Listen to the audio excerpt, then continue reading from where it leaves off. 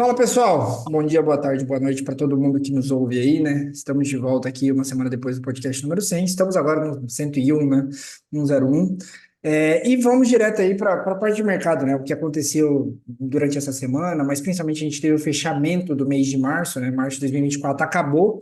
A gente finalizou o primeiro trimestre do ano e o que a gente teve de resposta, basicamente, para esse primeiro trimestre do ano pro boi gordo foi basicamente o pior primeiro trimestre desde 2019. E eu falo isso pela variação do preço, seja ele a média de janeiro contra a média de março, seja ele o primeiro dia de janeiro, né, a primeira cotação ali do CPE do dia 1º de janeiro contra a cotação do dia 28 de março, que foi o último dia útil do mês de março. Nos dois casos, a gente teve quedas que foram as maiores quedas para um primeiro trimestre, para um intervalo de 90 dias, para esses 90 primeiros dias do ano, para o preço do boi gordo, desde 2009. Então, mostra para a gente como foi ruim esse primeiro trimestre do ano. A gente teve ali um janeiro que veio relativamente bem de precificação, né? A gente teve uma firmeza muito grande ali no mês de janeiro, mas que o mês de fevereiro e o mês de março vieram aí com uma derrocada de preço, né? Se você pega o primeiro dia do ano contra o dia 28 de março no CPE, a gente teve uma queda que chegou a bater 9% de queda.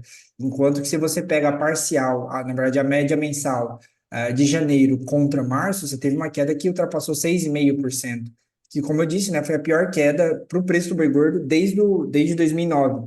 Então, assim, o mercado que veio no final do dia, no final desse primeiro trimestre, muito ruim durante esse período, em grande parte, pelo menos na minha visão, justificado pelo excesso de oferta. Assim, acho que a gente até pode elencar outros problemas, né? Falar, obviamente, sobre como o preço da exportação não recupera, falar sobre como as vendas no mercado interno, apesar de serem volumosas, não conseguem alavancar de preço. Tudo isso pode ser justificado, pode ser uma alternativa como justificativa para que o preço tenha caído durante esse período.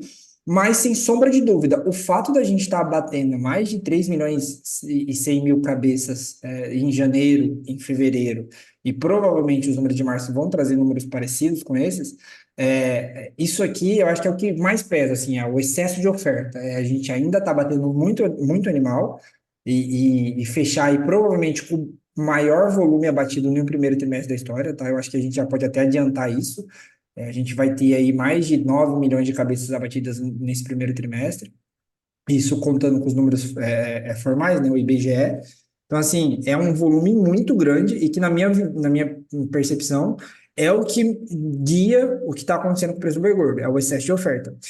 E aí, até passando para um próximo ponto, né, olhando, obviamente, essa questão do excesso de oferta que deve acontecer, o que pode acontecer, principalmente da perspectiva das fêmeas, né, que é a que tem aumentado muito a sua participação e que a gente fala muito sobre essa questão do descarte de fêmeas, e se isso ia começar a reduzir a partir de agora, né, se a gente vai ter uma redução do volume de fêmeas abatidas ou até mesmo da participação das fêmeas sobre o total abatido. A curva histórica demonstra que tem uma leve inclinação para baixo até o mês de maio e junho, ou seja, a gente bate uma participação de fêmeas sobre o total abatido recorde ali para um mês, normalmente é fevereiro, março, e a gente começa a vir para baixo, a curva começa a recuar durante os meses de abril e maio. Mas isso não quer dizer que a gente vai ter, durante esses meses de maio e junho, uma redução muito grande do abate de fêmeas.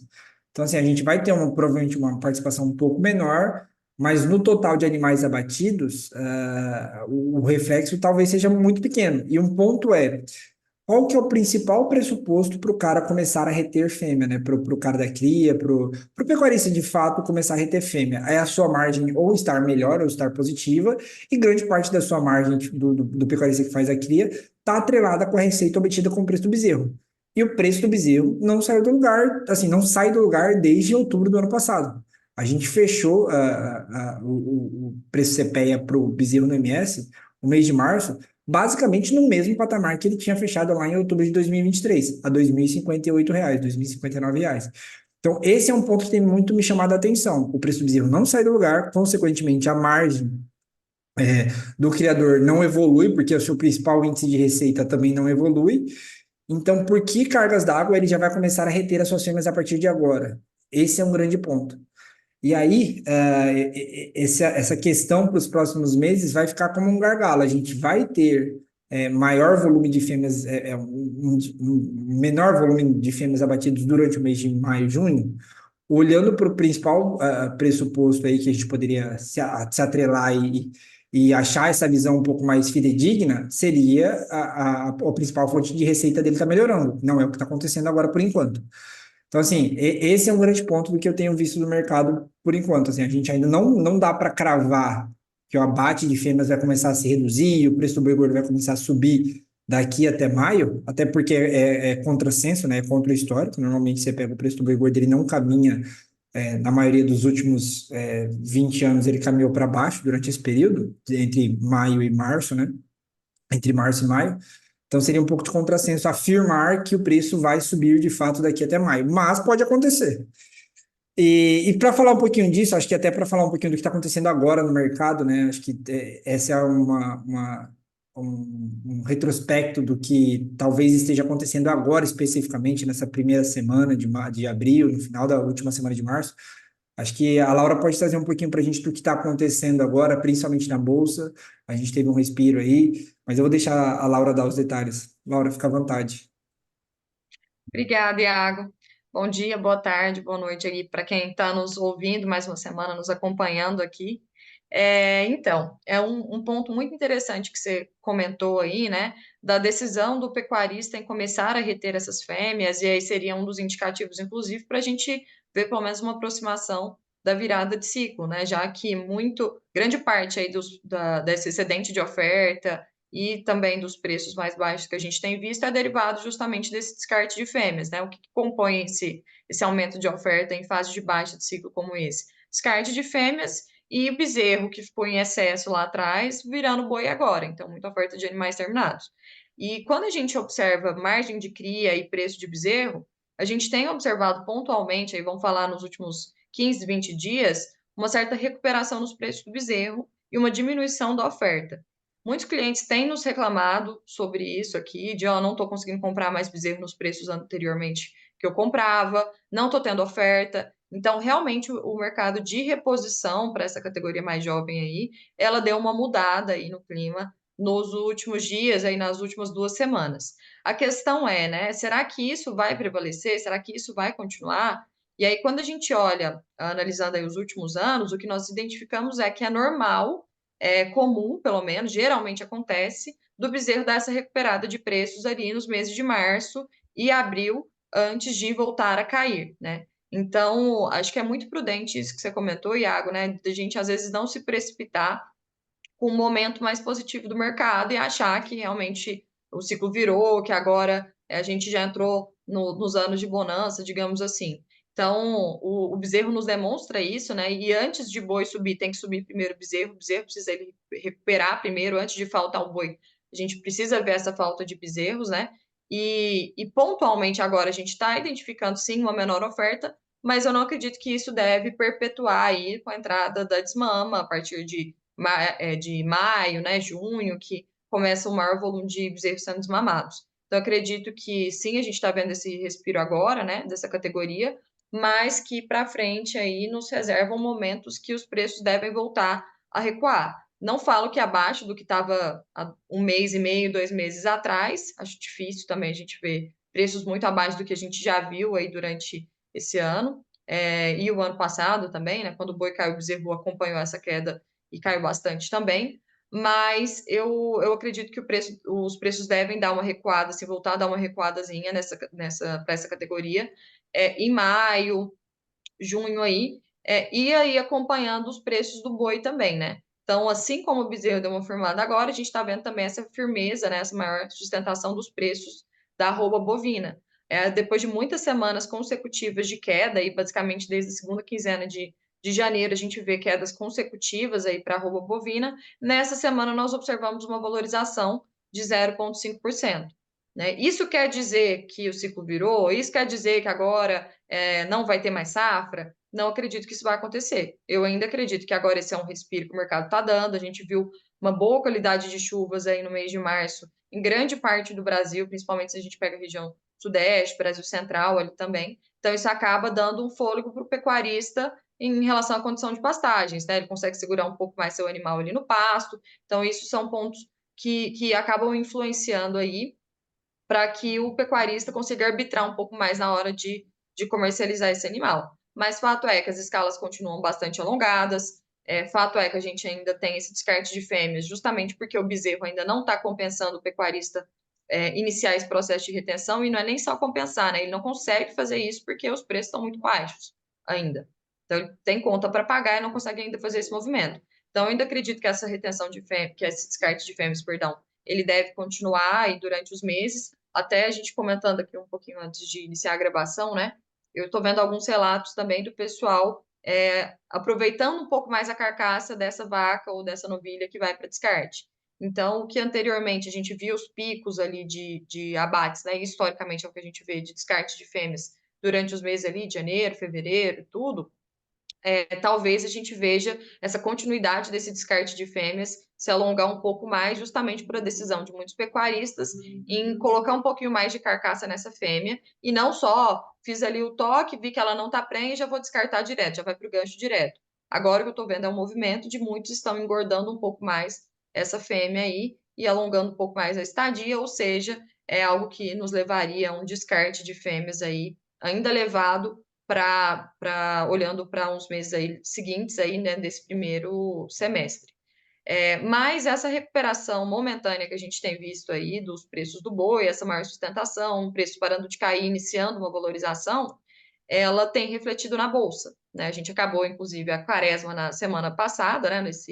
Na sexta-feira aí encerrou. Tem muitos mitos em relação à quaresma, né? De que a quaresma impacta negativamente no consumo de carne bovina. Nós fizemos um estudo aqui recentemente e, inclusive, nós trouxemos isso, se eu não me engano, aqui num dos podcasts aqui, falando que os dados não nos mostram isso, né? Ao contrário, nos mostram que em 80% das vezes nos últimos 10 anos, os preços caíram no pós-quaresma. Então, se fosse para seguir esse racional de a quaresma impacta muito negativamente no consumo de carne bovina, era para nós termos num pós-quaresma uma recuperação de preços, né? Teoricamente, as pessoas voltando a comer mais carne, mas não é isso que a gente observa, justamente por isso que você comentou também, né, Iago, do impacto da oferta.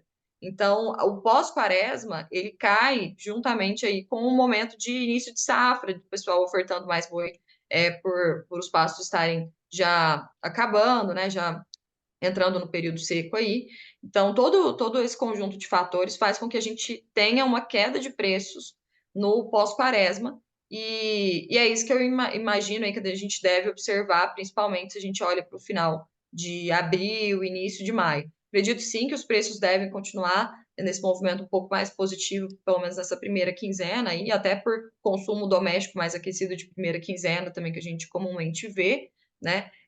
Também esse fôlego dos pecuaristas, né, por as chuvas recentes que nós tivemos. A Bolsa, inclusive, tem precificado isso, nós estamos vendo os preços voltando aí a 230 para o maio, para o junho, que a gente não estava vendo aí, né? Então, bom sinal, inclusive, para quem quer fazer algum tipo de proteção, né? Esses são preços patamares interessantes aí, pensando justamente que essa recuperação ela é momentânea e que a safra logo mais está chegando e que deverá mostrar aí a sua força com esse excedente de oferta. Então, acho que a dica desse podcast é isso, Iago, não sei se você tem alguma coisa para complementar, mas aproveitar esses momentos um pouco mais positivos que a gente está vendo aí nesses dias para pensar com um pouco mais de frieza e entender que nós ainda estamos em fase de baixa, entender que nós temos uma safra aí para frente, e até um dado, né, de março para maio, nós tivemos apenas um ano nos últimos 14 anos analisados em que os abates caíram em março, foi 2018, pela greve dos caminhoneiros aí. O restante todo, na verdade, subiram em maio, né? Comparativo os abates de março com maio, os abates subiram em maio. Então, geralmente o que a gente vê é realmente esse excedente de oferta que acaba impactando aí nos preços também. Show. E até ia pontuar uma coisa, um fato, que é um número interessante, né? Nos últimos 3 ciclos, né, nas 3 fases de descarte de fêmeas, entre 2017 e 2019, e também entre 2011 e 2014, a gente teve pelo menos, né, 24, 22, 20 meses com um número de participação das fêmeas sobre o total abatido acima da média histórica no nível que já classificava como descarte elevado de fêmeas. E foram mais de 20 meses. Se eu pegar o que está acontecendo desde 2023, né, a gente está com basicamente hoje 13 meses consecutivos com um descarte de fêmeas acima, né, a participação das fêmeas acima da média histórica, pontuando, obviamente, que a gente está dentro de um contexto de descarte de fêmeas. Então, o que me chama a atenção é, se a gente for considerar as duas últimas fases de descarte, né, como eu pontuei aí, ainda falta alguns meses que a gente ainda terá que lidar com o descarte de fêmeas mês após mês, né? Então, esse é um ponto. A gente está ele inserido dentro de um contexto que desde 2023 o pecuarista está sendo muito martelado e sofrendo muito com a queda de preço, mas não quer dizer que esse processo de descarte de fêmeas já vai acabar agora, que a gente já viveu 13 meses de descarte e ele já vai acabar agora. É um processo, acaba sendo natural que a gente lide ainda com bastante fêmeas saindo até para liquidar boa parte do rebanho e, de fato, o ciclo se renovar, né? Então, esse é um ponto que me chama bastante atenção, até pelo fato de que a gente não reduz, né? Não, na verdade, acaba com uma fase de retenção que durou 24 meses, com 8 meses, com 10 meses de descarte. Então, assim como a gente demorou um tempo até atingir a máxima durante a fase de retenção ali, 20 a 22, né? A gente vai demorar um tempo até atingir a mínima, a gente até bater uma mínima ali em agosto, mas é um processo que é mês após mês, não dá para bater 30 milhões de cabeças no mês. Então a gente vai acontecendo isso mês após mês e a indústria vai testando, né? Ela vai querendo comprar mais barato, porque quanto mais barato ela comprar, mais dinheiro ela vai fazer e, consequentemente, ela vai ter mais margem para operar. Esse é um ponto que eu acho que era importante ressaltar. E aí, acho que até voltando para a parte de grãos, vou chamar o Stefano e o Rodrigo para comentarem sobre o que está acontecendo aí. A gente teve um março bem chuvoso, a gente estava até comentando antes aqui no programa, né, sobre como as chuvas vieram bem em março, e isso tem refletido em alguns pontos aí, tanto para soja quanto para milho, alguns positivamente, outros negativamente, mas eu vou deixar o Stefano e o Rodrigo trazendo os detalhes aí do que está acontecendo. Stefano, fica à vontade. Bom, fala, turma. Como o Iago e a Laura já comentaram a respeito de cenário de clima, né? Esse março, olhando especificamente para centro-norte do país, uma metade ali metade norte do MS, Minas, algumas porções ali do norte de São Paulo para cima, pegando todo Tocantins, Pará, Maranhão, Rondônia, Goiás, enfim, importantes regiões produtoras de grãos tiveram volumes que ficaram acima da média histórica, né, batendo muito próximo do limite superior das normais climatológicas, ou seja, a gente está falando aí de que, de forma geral, centro-norte do país, salvo algumas exceções, Bahia, o norte de Minas, algumas regiões mais que não são tão tradicionais em área de pecuária do Nordeste ou área de grãos, receberam pelo menos 200 milímetros de chuva, isso de forma generalizada. O grande destaque que fica, né, que você teve toda a questão problemática com o milho segunda safra no final do ano passado, refletindo até o início desse ano, e depois o mercado veio aí com essa tendência de acomodação, e que na semana passada, para essa semana, né, no milho especificamente, a gente já viu algumas praças, Mato Grosso, Tocantins, Rondônia, os preços tendo aí uma queda mais significativa, né? R$ 2, R$ 3 a saca. Isso, ofertas que rodaram no mercado e que não efetivamente foram negociados, mas a gente já começa a observar que, diante dessa melhora do cenário climático, uma percepção positiva sobre o safrinha que está se desenvolvendo bem no centro-norte do país, o mercado já vem apontando um sinal de acomodação. Para a soja, esse excesso de chuva ele acaba prejudicando mais colheita, logística, qualidade dos grãos. Você tem relatos aí de perdas, enfim, mas não é algo, né, que traz grandes questões aí, né, mais relacionadas à estimativa de safra, que a situação brasileira já está consolidada aí com uma produção nacional de 150 milhões de toneladas e o mercado ainda tracionando, né, e já tendo que ficar de olho em outras questões, que é a colheita na Argentina, que já começou, tanto para a soja quanto para o milho, e o plantio do milho nos Estados Unidos já deu start essa semana, né, tendo aí os primeiros passos já contabilizados pelo USDA.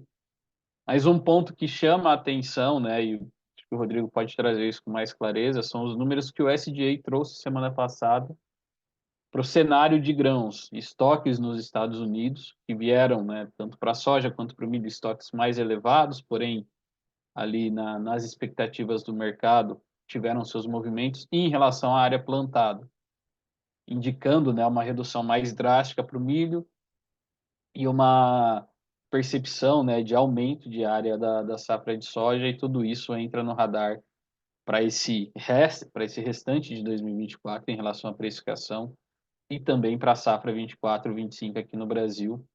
E dependendo, né, a gente pode ter sim um cenário que é mais delicado em relação a preço diante do que a gente tem hoje. O único fator que vem chamando a atenção, isso talvez dê alguma sustentação de curto prazo, dê algum equilíbrio curto prazo, olhando especificamente para o cenário de milho no mercado doméstico, é o Paraná e o Mato Grosso do Sul, né, a metade sul do MS, região de Dourados, Naviraí, Ponta Porã, enfim.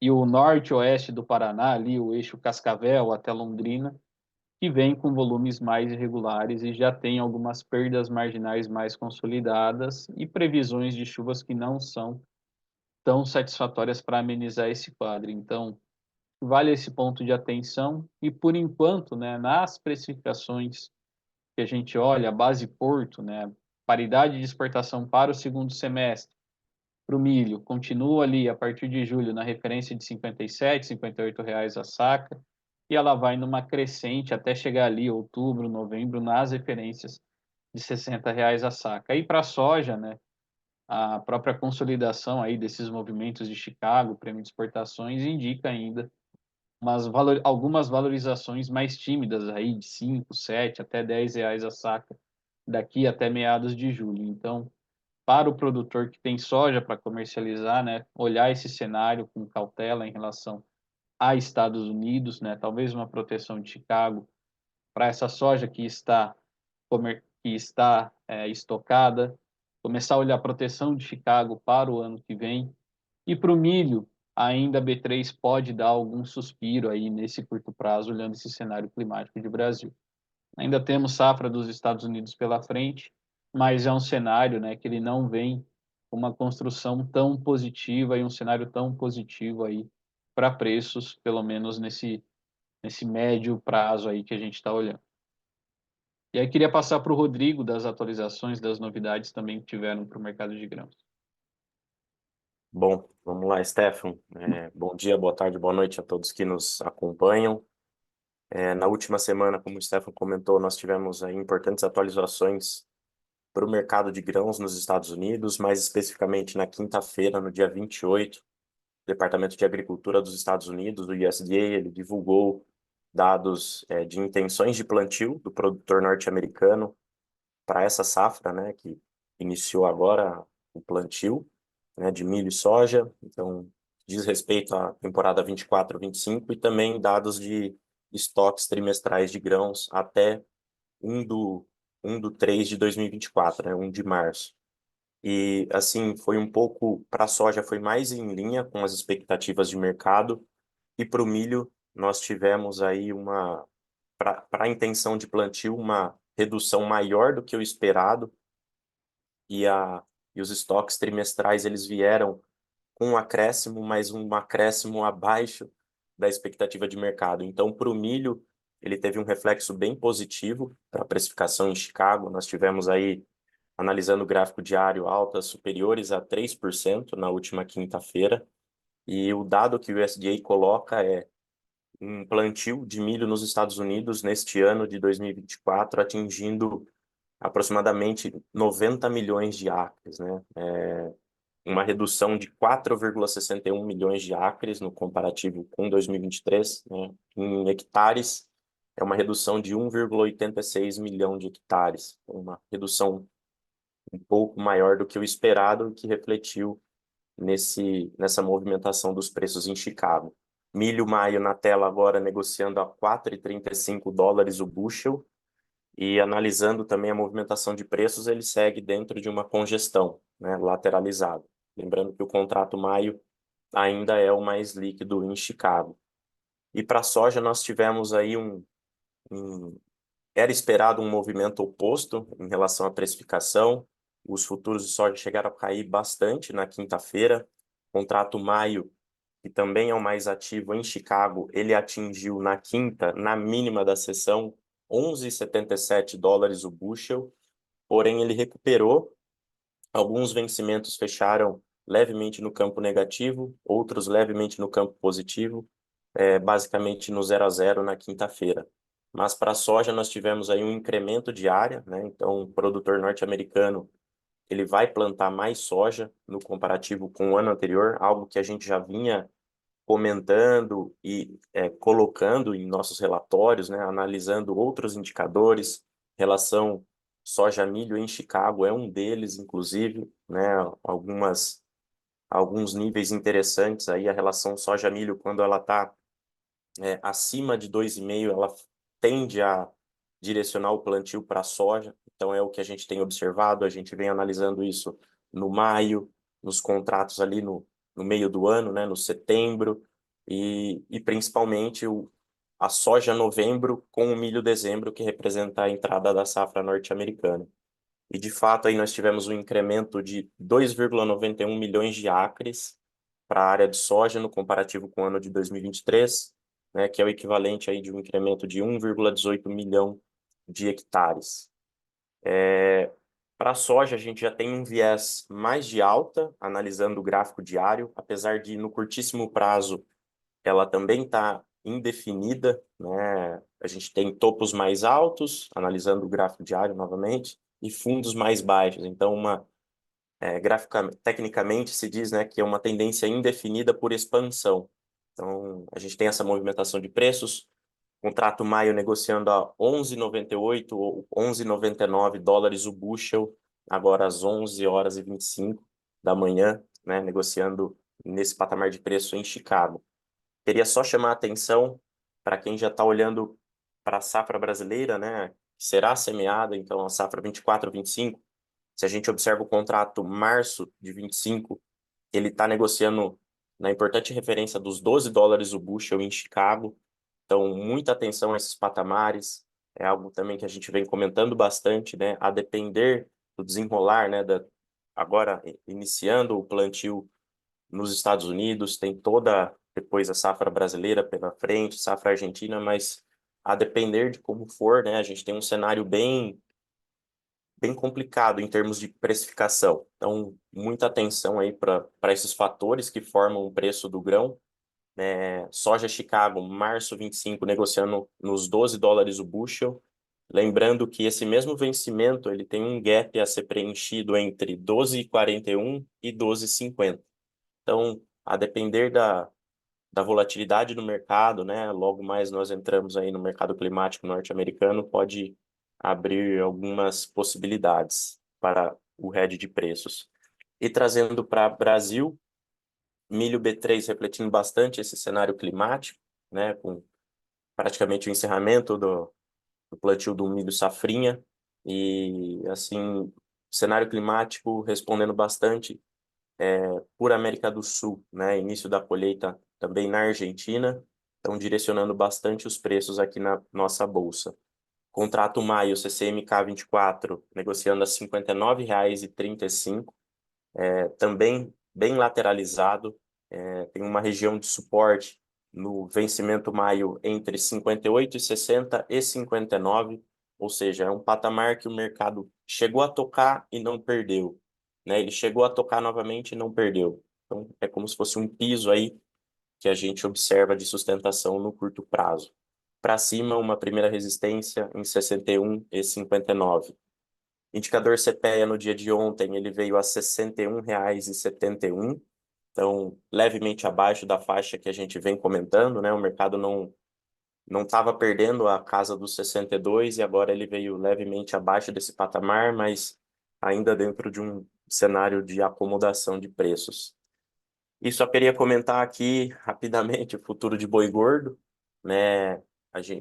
Reparei uma queda ao longo dos últimos dias do indicador CPEA, mas o mercado futuro fazendo um movimento oposto nesses últimos dias, né? No dia de ontem, ele graficamente deixou um padrão interessante, uma barra branca, saindo da média móvel de 20 períodos, analisando o contrato maio.